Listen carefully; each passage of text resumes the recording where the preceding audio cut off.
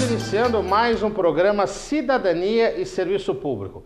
Um programa que discute tudo aquilo que interessa a você, cidadão, a você, servidor. E, inicialmente, feliz ano novo, que 2016 seja pleno em realizações. Eu espero ter a sua companhia ao longo de mais este ano, que nós vamos completar na próxima semana 17 anos ininterruptamente de Cidadania e Serviço Público no ar. Quero você mais 52 ou 53 programas, até porque esse ano é um ano bissexto, ao seu lado, sempre discutindo tudo aquilo que interessa a você, cidadão, a você, servidor. Dito isto, 3 programas especiais neste começo de ano, época de férias, mas também época de reflexão e época de aprendizado. Recentemente, a Pública, uma das grandes novidades do ano passado, Central do Servidor Público, uma central exclusiva de servidores públicos, foi criada em agosto do ano passado.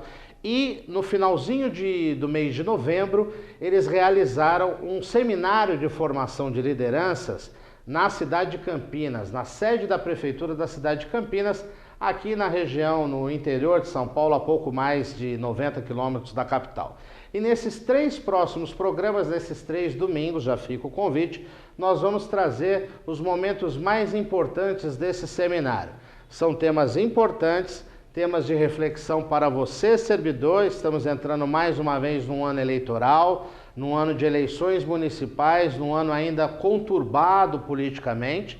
É importante você refletir e também você, servidor, é importante que você saiba o que a Pública está fazendo e que os seus representantes estão fazendo. Vamos a um pequeno intervalo e em seguida voltamos.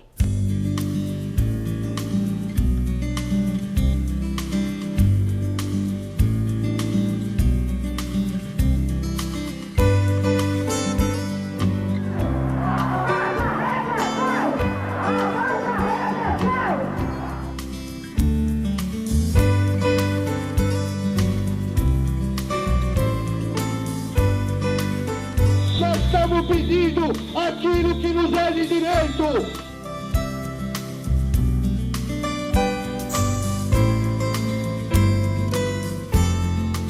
Estamos de volta com o programa Cidadania e Serviço Público e agora, sem perder tempo, nós vamos direto ao bloco desse seminário que a Pública fez em Campinas, discutindo questões do funcionalismo. Acompanhe.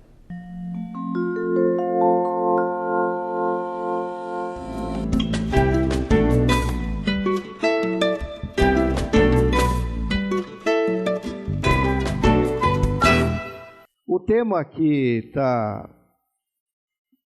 proposto aqui, que é a máquina pública em sintonia, com a sociedade, nos leva a examinar de perto que momento nós estamos vivendo no Brasil. Ou seja, isso aqui é um curso para lideranças sindicais, e a primeira condição de um líder sindical é ter uma dimensão bastante próxima, se não exata, da realidade que ele está enfrentando, que nós estamos vivendo. E aí, nosso desenho, nesse momento, é um desenho delicado da vida nacional, para não dizermos outra coisa.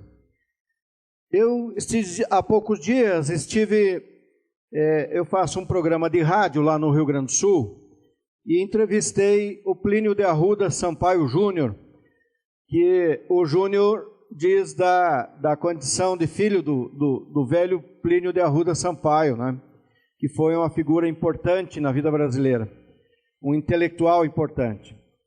E o Plínio de Arruda Sampaio Júnior, portanto, vem defendendo uma tese de que nós estamos num processo de recolonização do país. Quais são os indicadores que nos levam a esse entendimento? O primeiro deles diz respeito à desindustrialização que o país está vivendo. 10 anos atrás, nossa indústria representava 23% do produto interno bruto. Hoje, ela está representando somente 9%. Há um processo claro, profundo, de desindustrialização do país. Ora, os empregos de melhor qualidade, o desenvolvimento tecnológico e científico sempre está diretamente ligado à atividade industrial. Então, este é um problema para a gente pensar.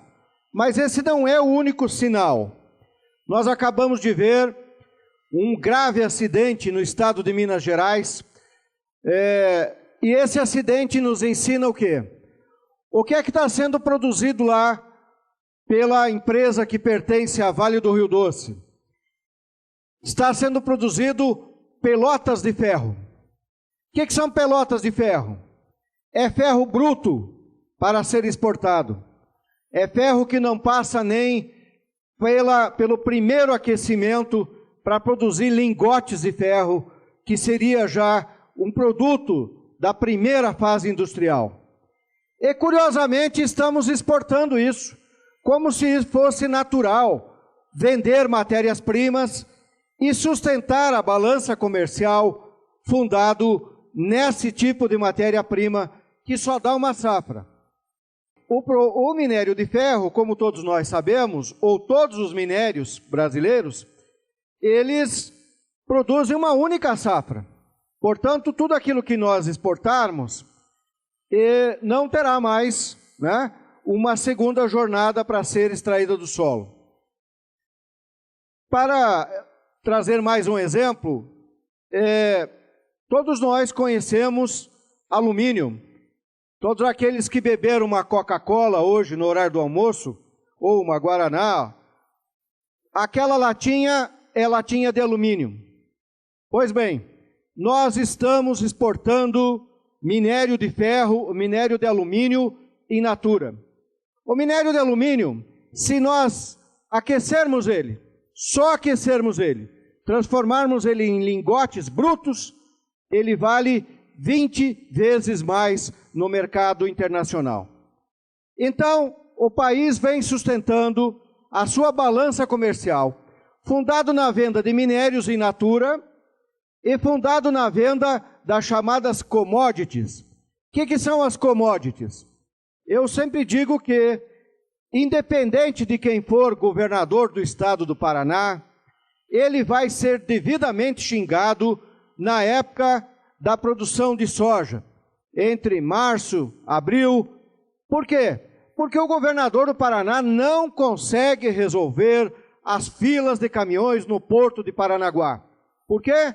Porque os produtores colhem a soja na lavoura, jogam em cima do caminhão e remetem ao porto para ser transferido diretamente para a China.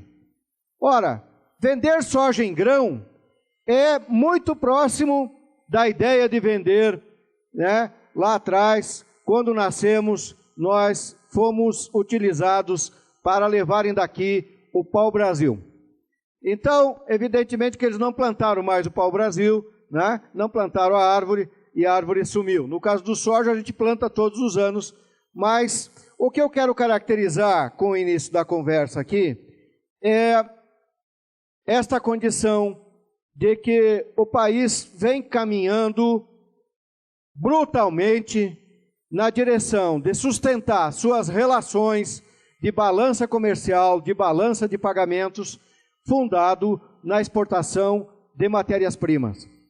Então, isso nos leva também ao entendimento de por que se produz em Minas Gerais um brutal dano ao meio ambiente. Porque quem extrai matéria-prima, quem vende matéria-prima, quem acredita que pode sobreviver desta maneira, sem proteger sua indústria, não terá respeito pelo meio ambiente.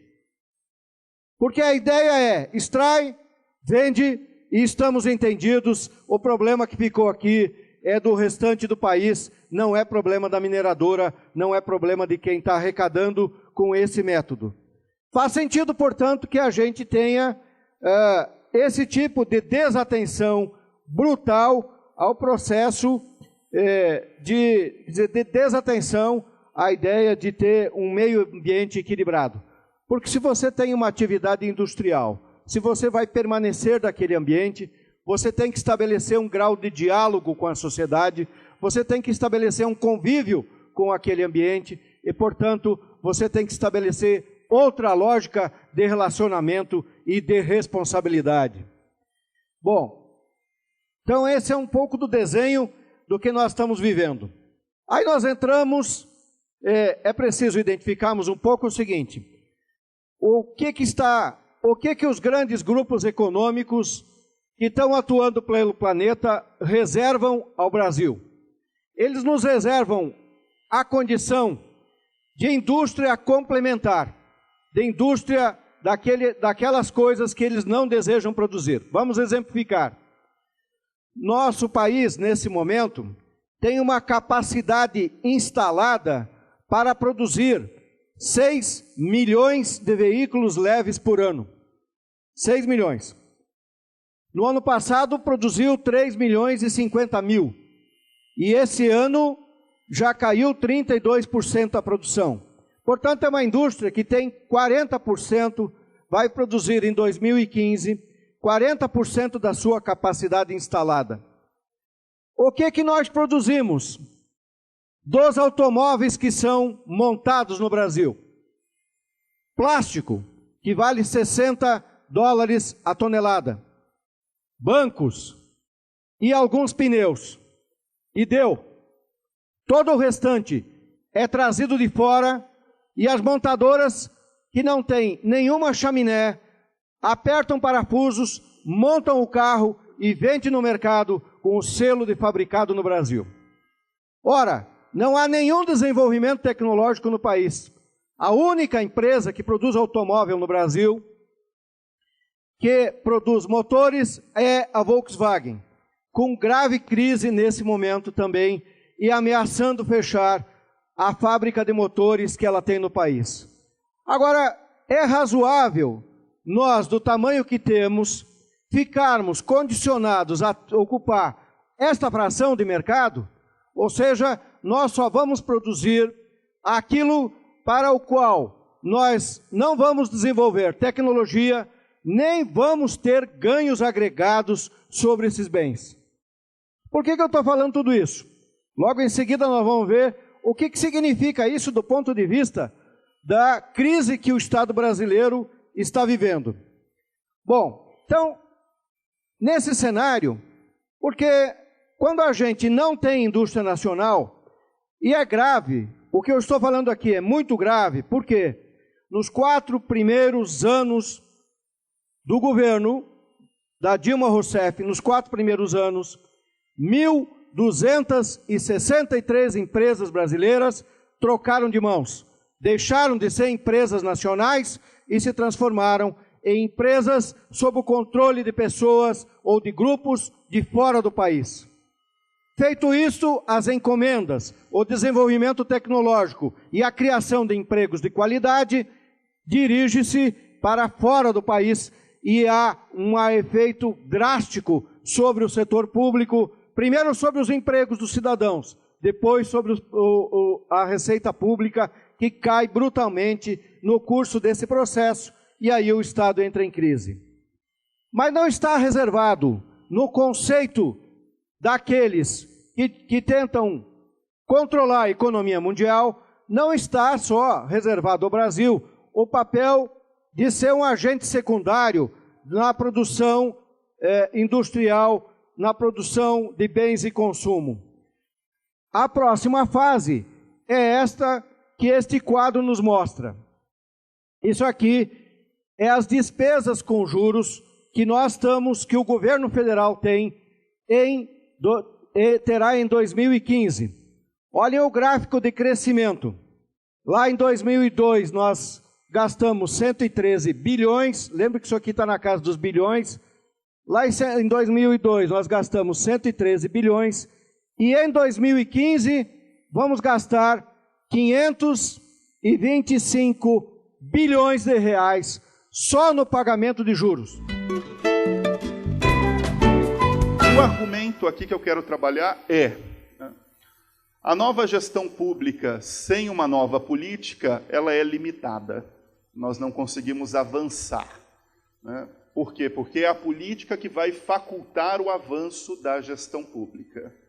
E uma nova política sem uma nova gestão pública, muitas vezes ela não consegue, né, se transformar as ideias em produtos e serviços. Não tem um delivery dessa nova política para a sociedade a partir de políticas públicas e serviços públicos, né, eficientes e de qualidade. Então, nós temos uma relação entre a nova gestão pública e a nova política. É isso que nós vamos trabalhar, então, nos próximos minutos. A maioria de nós aqui somos funcionários públicos, eu também sou funcionário de uma universidade pública estadual, né? Sérgio colocava na sua apresentação que existe hoje uma imagem, né, do serviço público e do servidor público muito desgastada perante a sociedade, né? E essa imagem nós precisamos reconstruir coletivamente, e muitas vezes essa imagem tem um senso comum relacionada com essa ideia, né? Claro que aqui essa ideia está colocada em termos mais conceituais, mas se nós perguntarmos para a população em geral, quando você pensa em serviço público, você associa com, nós vamos ter as mais diversas respostas, muitas vezes dentro de algo pejorativo, né? Se você fizer uma análise do discurso daquilo que as pessoas colocam, né? Então, existe um senso comum que a gestão pública, né, é um mundo de instituições disfuncionais, destinada a permitir que pessoas imperfeitas, né, usem procedimentos falhos para lidar com problemas insolúveis. Essa é uma ideia de senso comum, né? Claro que, em parte, alguns desses aspectos são verdades, né? Mas é em parte, e nosso papel no serviço público é trabalhar no sentido de minimizar essa percepção da sociedade. Por que eu digo minimizar? Porque problemas sempre vão existir quando comparamos o setor público com o setor privado. O setor público é muito mais complexo, baseado em interesses difusos, cujo alinhamento é difícil porque ele está baseado na política, e política, por natureza, é conflito de interesses. Diferente do setor privado, está dentro de uma orientação de um capitalista que usa de estruturas de incentivo para alinhar a ação, né, das mais diversas pessoas em torno desse objetivo. Então, muitas vezes as pessoas vão dizer, olha, o setor privado é o polo da eficiência, e o setor público é o polo da ineficiência. Lê do engano, né? O mesmo nível de ineficiência que nós temos no setor público, nós temos no setor privado. É que a percepção pela sociedade é que muitas vezes a ineficiência é maior no setor público, mas essa é uma questão de comunicação, fazendo jus aqui à palestra que me antecedeu, né? Até porque muitas vezes os meios de comunicação trabalham o setor público tão somente pela ótica de problema e não pela ótica de solução. Então, nós observamos revistas de negócios nas mais diversas áreas que transmitem os casos de sucesso, né? Pense numa revista qualquer, e está lá o executivo do ano olhando para o horizonte e mostrando como que ele resolveu o problema da empresa A ou B. No setor público a gente não tem isso, e muito da ausência disso também vem de uma incapacidade nossa no setor público e também no terceiro setor, incluindo as centrais sindicais, como o Sérgio bem apontou, né, de saber nos comunicar com essa sociedade e tendo como intermediário a imprensa. Daí a importância dos processos de comunicação. Então, para iniciar, vamos aqui debater um pouco do que seria essa gestão pública contemporânea e, na sequência, nós fazemos a relação dessa gestão pública com a nova política. Esse material depois eu deixo à disposição, né, de vocês, podem colocar no site da Pública, para todos que estão aqui e não estão ter acesso. Eu começaria dizendo o seguinte, pessoal, o termo nova gestão pública não é um termo necessariamente novo. Quando nós falamos de nova gestão pública, nós estamos falando de pelo menos uma geração, né? É que muitas vezes hoje a discussão do novo é como se fosse algo que tivesse surgido, né, ontem, no mês passado, né? Até porque a sociedade é muito fluida e carece sempre de novidades. Mas o termo nova gestão pública é em contraposição a uma velha gestão pública. E não é porque é velha também que é desprezível. Quando nós falamos de uma velha, é de uma tradicional. Então, podemos traduzir essa nova gestão pública como uma gestão pública contemporânea da nossa época, portanto, referente, né, à nossa geração, que passa a ser construída a partir de meados dos anos 70. Quando nós falamos dessa nova gestão pública, como que ela surge? A partir de um processo de crise do Estado. O termo crise também é um termo que é necessário se relativizar. Por exemplo, do ponto de vista midiático, se toma o termo crise conjunturalmente. Olha, se o time A perder nessa noite, né, está em crise. Não vou citar times aqui para não causar nenhuma controvérsia, né? Não, isso é uma crise conjuntural. O termo crise aqui é estrutural, né? Ou seja, a descontinuidade de um modelo, ou a insuficiência desse modelo. E no final dos anos 70 a gente discute, então, as limitações do modelo de Estado de bem-estar social ou do Estado desenvolvimentista, a partir de 3 aspectos. A crise de um modelo econômico, o Estado, né, passa a ter uma insuficiência de recursos para as suas atividades de custeio e investimento, precisava repensar isso. Em parte, essa crise, no caso brasileiro, está de volta, mas não só estruturalmente, mas pelo menos, por enquanto, conjunturalmente, né?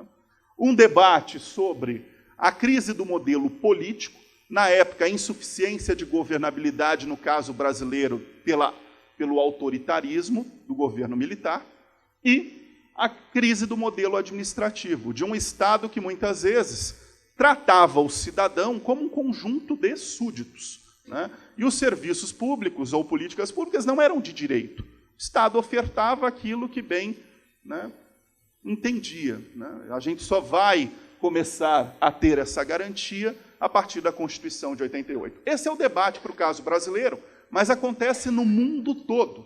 E a gente começa a repensar o Estado do ponto de vista econômico, político e administrativo. Quando a gente começa a repensar, passa a surgir, então, aquilo que nós chamamos de uma nova gestão pública, que é um termo amplo, dentro do qual você tem diversas orientações ideológicas, não apenas uma, né? Dentro do qual você tem diversos princípios, posso fazer um debate tão somente econômico, de acordo com a crise do modelo econômico, político ou administrativo. Muito bem, então o que eu quero apontar é que surge uma nova gestão pública, né, para fazer frente ao processo de crise do Estado. Como que nós observamos isso no Brasil, né? No Brasil, esse é um processo dos últimos 25 anos, né? Tendo como marco a Constituição de 1988, o próprio processo de redemocratização nos anos 80, essa Constituição garante, né, uma série de direitos sociais que vão ser efetivados por políticas públicas, e nós, nos últimos 25 anos, estamos reestruturando o nosso Estado nas suas mais diversas áreas, nos seus 3 níveis de governo, e pensando também a relação entre os poderes para dar conta disso. E passamos também a pensar a reestruturação administrativa do Estado a partir de 95, considerando um plano diretor que, embora tenha identidade com um governo, né, enquanto um plano, enquanto conjunto de princípios se mantém. Né? Você vê o espraiamento dessa agenda entre diversos níveis de governo, independente de qual é o partido político, né, que está trabalhando. Por quê? Porque isso reflete um movimento internacional. Né? Muito bem. Dito isso, né, o que a gente pode apontar? Diversos reflexos desse processo na gestão e na política pública brasileira neste período. Se nós pararmos para analisar, nós temos aqui, né, uma série de aspectos que vão ocorrendo na nossa gestão pública nesse período e que vão conformando essa nova gestão pública. Né? Primeiro aspecto, o processo de reforma do Estado e a diversificação do seu papel. O Estado hoje é simultaneamente, né, um Estado produtor de bens e serviços, é um Estado indutor, na medida em que ele não consegue produzir tudo, ele começa a trabalhar em rede induzindo a sociedade e as suas organizações nas mais diversas áreas, daí a importância do terceiro setor, e quando o Sérgio coloca, daí a importância das organizações públicas não estatais, incluindo sindicatos, se envolverem com causas sociais, mostrando que são corresponsáveis nesse processo, né? E o Estado regulador, que passa a regular uma série de atividades que antes pertencia ao Estado e que ele transferiu para o mercado via processo de privatização e assim por diante. Então, diversificação do papel do Estado, ampliação dos direitos sociais pela Constituição de 88 e a transformação disso em políticas sociais, redefinição do quadro fiscal, que tem como marco a Lei de Responsabilidade Fiscal. É importante dizer que quando o Estado, a partir da Constituição de 88, amplia seu papel, os recursos relativamente vão se tornar escassos. E é normal que se tornem escassos do ponto de vista relativo, porque agora os problemas são amplos do ponto de vista de terem que atender múltiplos segmentos com distintas demandas e o Estado tendo que optar a qual segmento ou demanda ofertar. Chegamos ao fim de mais um programa Cidadania e Serviço Público, um programa da Federação das Entidades de Servidores Públicos do Estado de São Paulo, FESPESP, o primeiro de muitos programas neste ano de 2016. E hoje você pôde acompanhar o primeiro programa que nós vamos trazer 3 programas na sequência sobre este seminário que a Pública realizou finalzinho de novembro do ano passado a respeito da formação de lideranças no funcionalismo. E eu já convido você a nos acompanhar na próxima semana. Mais uma vez, feliz ano novo e até o próximo programa.